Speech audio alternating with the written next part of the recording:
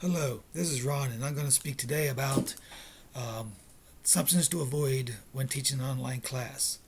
And the one that I've chosen, which I think also applies to the district, is the one that says your students will have a backup plan if their computer breaks down.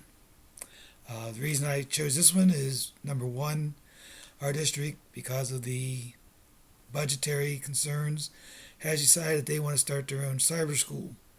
And I'm not sure if they're aware of all the situations. I hope they've taken into account everything that could happen, but I'm not sure.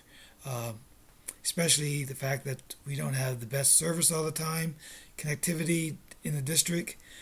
I'm not sure if they're aware of what could happen if the computer breaks down for the student, whether it's network, whether it's bandwidth, whether it's the requirements.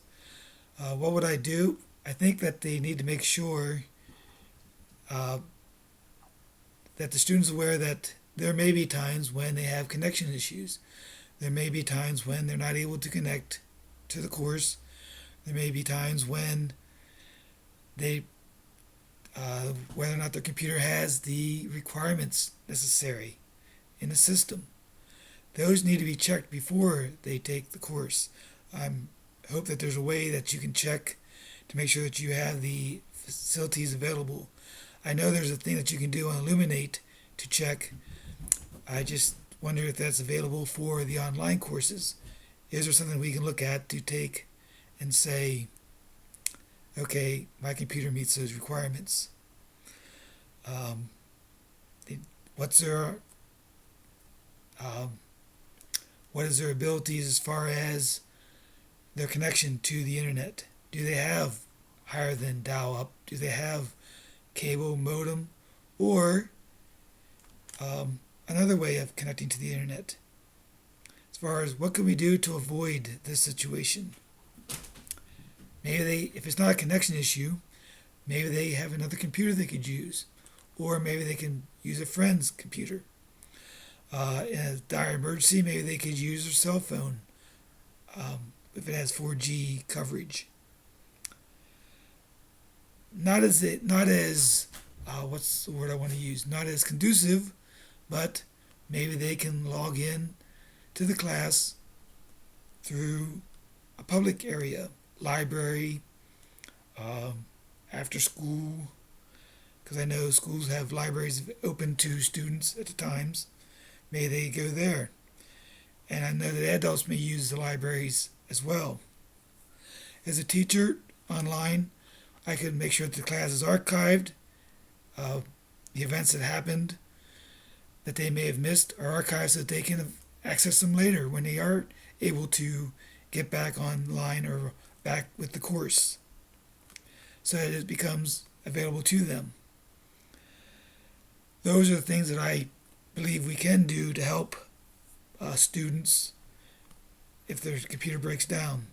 Some of them are not the best, but when your computer breaks down, you're sort of flying by the seat of your pants, and so you're not necessarily worried about the quality. Sometimes it's more just the fact of being connected and getting back online to the course.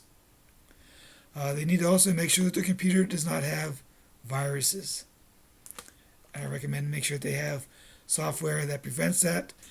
I know I've had multiple times during my experiences with students with my blended class of not being able to access something at the moment because their computer has a virus and it's not letting them do the work.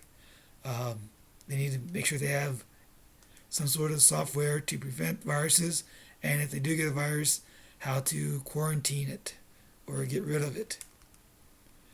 Then, going on to the next part, the fact that 20% may have dial-up modem. What would I do in that situation? We still have the course available to them online.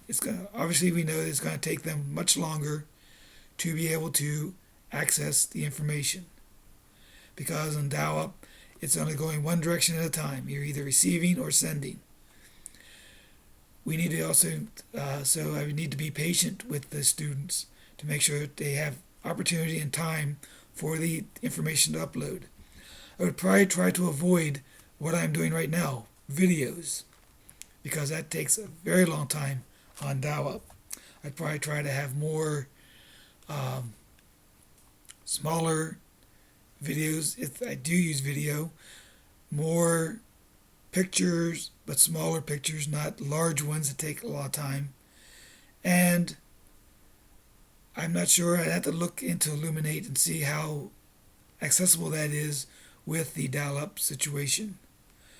But those are some things that I would do to try to make the class available to those that don't have the faster access to the internet and to the class. Thank you for listening. I hope you enjoy.